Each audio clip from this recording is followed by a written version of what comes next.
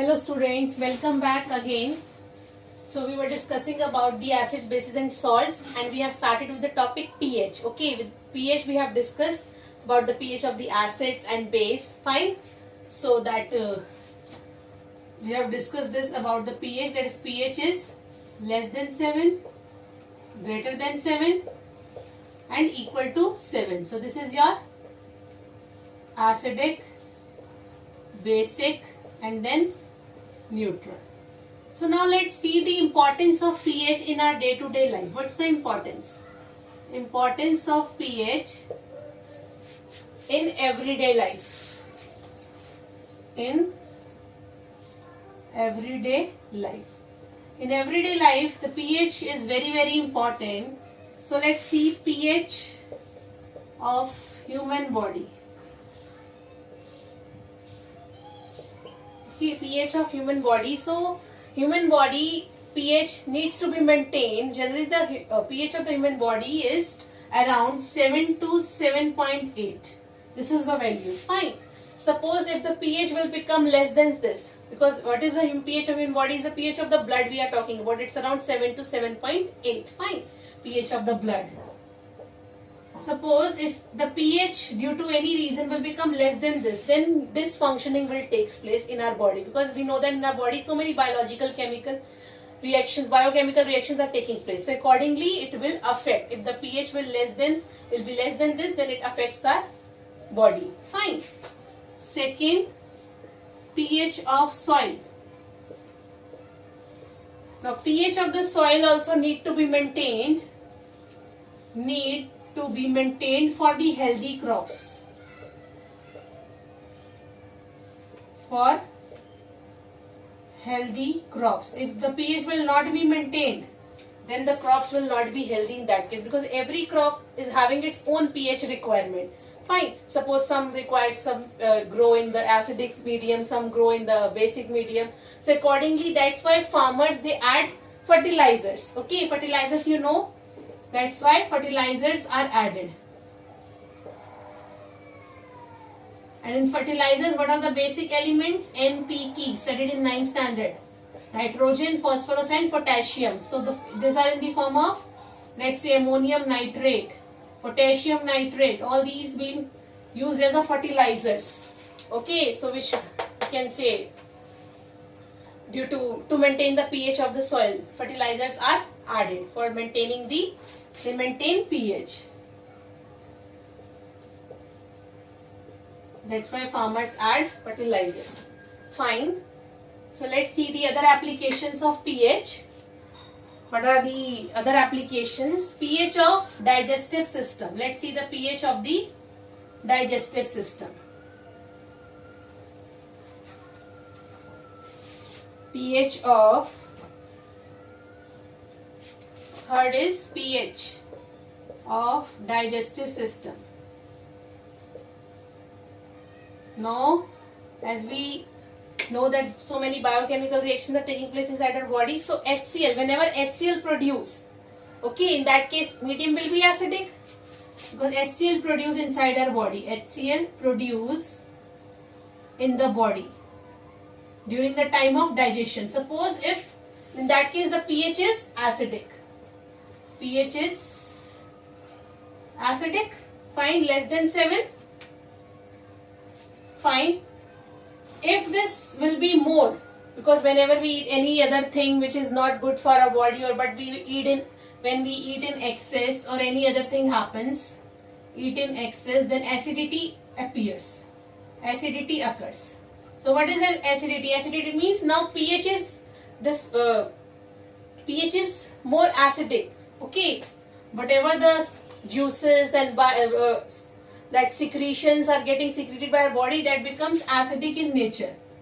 Now so it starts affecting our body. It starts affecting the lining of our mouth, lining of the esophagus. So in that case, it gets corroded. So what will happen?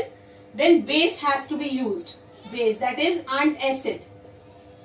So that's why in case of acidity, what we take antacid like ENO, so it is having base inside it. We take milk of magnesia, that is your magnesium hydroxide.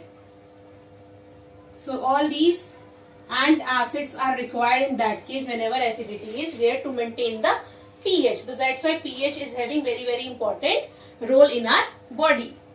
So let's see the fourth one. If we see the pH of the rain, if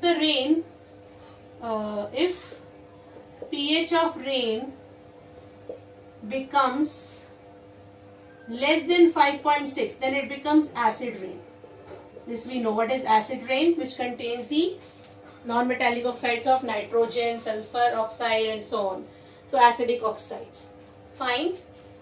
Let's see the next application. All these are important applications of the pH you will have to learn. Then the next one is tooth decay. Okay, when tooth decay occurs. So pH change as a cause of tooth decay. Fifth one, pH change as cause of tooth decay. So generally you can say tooth decay starts when pH is lower than 5.5. Tooth decay starts pH less than 5.5. Then tooth decay starts. Okay, so you can say that we know that our tooth enamel, it's made up of tooth enamel, made up of the hardest substance, that is calcium phosphate. Calcium phosphate. So this is the hardest substance and it does not get dissolved in the water, but it corrodes.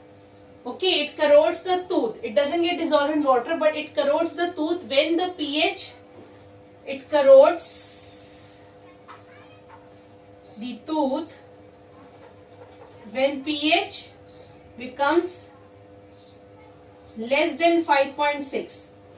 Okay, so in that case, you can say need to maintain the pH of the tooth, because how it will degrade, it will corrode by the degradation of bacteria, because we are eating so many things, some sweets, something, so that bacteria is degrading, or you can say the tooth decay with the help of this. So how it can be prevented? With the toothpaste, because it contains the basic substance, toothpaste. So that's why we are doing toothpaste every day. We brush our teeth with the help of toothpaste. So this is the reason, because again, if the acidic action will be there, then in that case the tooth will be corroded, because this substance will not be able to prevent the tooth decay. Because it's the hardest in nature, it does not get dissolved in the water. Fine. So that's why it gets corroded, and that's why we need to use the toothpaste. Okay, then the last application, self-defense by animals and plants through chemical warfare. Okay, in animals and plants also the pH is having important role. That is pH change, self-defense by animals and plants. Self-defense by animals and plants through chemical warfare, through chemical war. Through chemical warfare. It means through chemical war, we can protect, the animals can protect themselves, like bee sting leaves an acid which causes pain and irritation. We know that bee sting, it produces acid. Which acid? That is methanoic acid. Ant sting, bee sting, methanoic acid, which produces skin irritation and pain. Yes, so in that case also pH needs to be maintained. So mild base can be used in that stung area. So mild base like carbonate can be used on the affected area. Similarly, stinging hair of nettle leaves inject methanoic acid, that also causing the same irritating sensation, that is stinging leaves of nettle or nettle leaves produces the same acid, again causes skin irritation and pain. In that case, rubbing with leaf of dock plant give relief. In this case, rubbing with, not with this base, rubbing with leaves of dock plant, it will give relief. In that case, gives relief. So this is all about the importance of pH in our day-to-day life. Okay, in both the cases, acid produced, whenever acid is getting produced, it has to be neutralized with the help of base.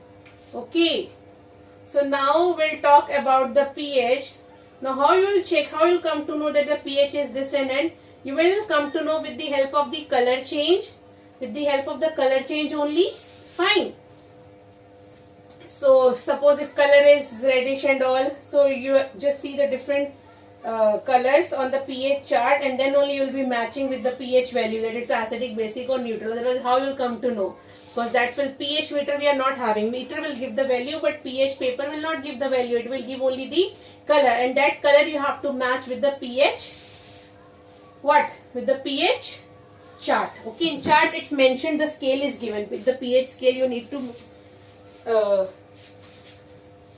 match the chart. Okay, so let's talk about now the salts, the last part of the chapter. Okay, we'll have to study the different salts. So let's see what are salts first. Okay, let's see what are salts and how salts are formed. So what are salts? We have studied that salts are the chemical compounds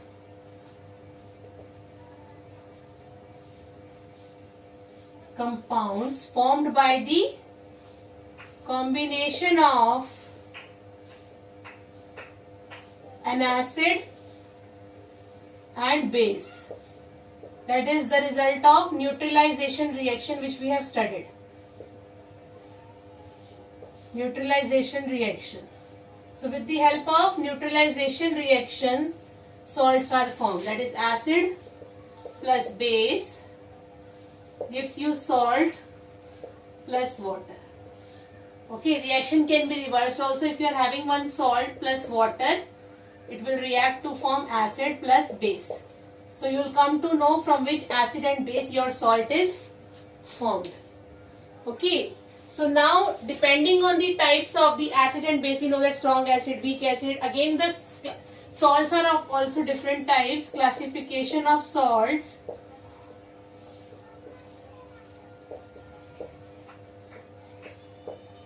First is acidic, basic, and then neutral. Okay, in acidic salts, pH will be less than 7. Basic salts, pH will be greater than 7. pH of salts, this will come in that category, and pH is equal to 7, then it's a neutral salts. Now the thing is that, important thing, that how these types of salts gets formed. Who will decide? Okay, so let's see the different combinations. So let's see the acidic salts first. So let's see the combination first. Combination of salts. Suppose a salt is formed by strong acid plus strong base. Then the salt will be neutral in nature. Let's see how neutral salt gets formed. How? Let's take HCl plus strong base NaOH gives you NaCl plus H2O. This is a neutral salt, because neutral salt is formed by the combination of strong acid and strong base. So if both are strong, they will neutralize each other. No one is having the dominating effect over one another, so salt will be neutral. So NaCl is a neutral salt because it is formed from the combination of HCl and NaOH. You can write the reverse also. When NaCl gets react with water, you will get back NaOH plus HCl. If you want to write, you can write like this: NaCl minus H positive OH minus.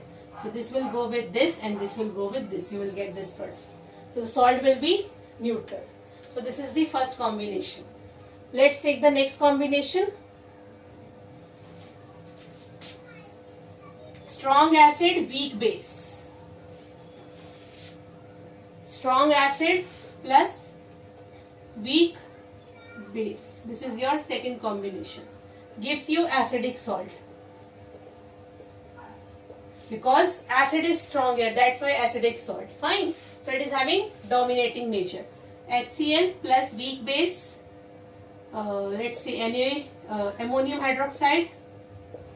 So we will get ammonium chloride plus water. Fine. So this is your ammonium chloride.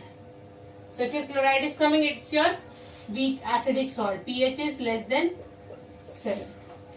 So in this way, you'll come to know about the nature of the salt, whether it's weak acid, acidic, basic, or neutral. Fine. We can take other combinations also. Now let's do the reverse of this. Third combination. Third combination is weak acid, strong base. Now base is strong, so the nature of the salt will be basic. Whatever is strong, accordingly the salt will be of that nature. So basic salt. pH greater than 7. So weak acid, let's say acetic acid. Strong base, let's say potassium hydroxide. What's get formed? Potassium salt of acetic acid plus water. So this is your basic salt now, because the base is strong. Fine. Whatever is there, so that thing is strong in that case. And the fourth one is both are weak. Weak acid plus weak base. Then also the strong will be, salt will be of neutral nature. Neutral nature. pH will be equal to 7. So in case of strong acid, strong base, weak base, salt will be neutral, because they will neutralize each other.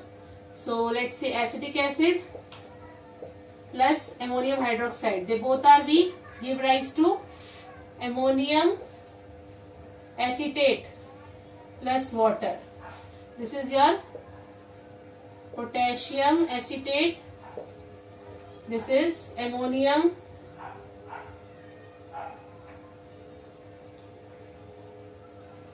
acetate. Fine. This is about all the categories of the salts. Strong plus strong base, weak acid, strong base, strong acid, weak base, weak acid, weak base. The salts are of 3 types: acidic, basic, and neutral. Accordingly, the pH is there. Fine. So let's see about now what's so important here. From the combination of the acid and base, you'll come to know your salt is acidic, basic, or neutral. Or from the salt, you'll come to know that it is made up of from which acid or which base. So the reverse reaction you have to do. Fine. So let's make one table. Okay, in that you have to add more number of salts and all. So let's make table. Okay. And let's say serial number. Here write down salt name. Fine. Then its formula. Then acid part, base part, then nature, and then pH. Fine. So let's say one is your potassium carbonate. Second is magnesium sulfate. Fine. Third is ammonium chloride. Fourth is calcium phosphate. Fifth one is ammonium acetate. Okay, write down its formula. Potassium carbonate is K2CO3, magnesium sulfate MgSO4, ammonium chloride NH4Cl, calcium phosphate, then ammonium acetate CH3COONH4. Now you have to write down from which acid and base it is made up of. So potassium is coming, it means base is potassium hydroxide, carbonate, it means carbonic acid, weak acid. And if you are not getting from the formula, so it's better to react the particular salt with the water. For example, if I have reacted CO3 potassium carbonate with water, then split into ions, you will get KOH plus carbonic acid. Similarly, you can react all the salts with water, you get the acid or the base. Magnesium sulfate, magnesium hydroxide is the base, then H2SO4 is the acid. Here HCl is the acid, ammonium hydroxide is the base. Here phosphoric acid is the acid and calcium hydroxide is the base. Here acetic acid is the acid, ammonium hydroxide is the base. So here this is weak, strong, strong, weak, strong, weak, strong, weak, weak, weak. So what about the nature? Here nature, this is strong, so basic. Acid is strong, acidic. pH is greater than 7, less than 7. Acid is strong, acidic, so less than 7. Acid is strong, acidic, less than 7. Both are weak, so neutral, equal to 7. So in this way you have to make the table, and you have to take more and more salts. So 10 salts you have to do on your own in this way, okay, in your homework that I will see. So 10 salts you have to do. Make a list of 10 salts on your own and find out the strong acid, strong base and the nature of the salt. So I hope, am I clear about the salts and its classification and how these salts are formed? Fine, rather than utilization reaction only. In the next class we'll start with the particular salts. We'll do its preparation, then its use in daily life, what are the reactions and all. Fine, till then thank you and have a nice day.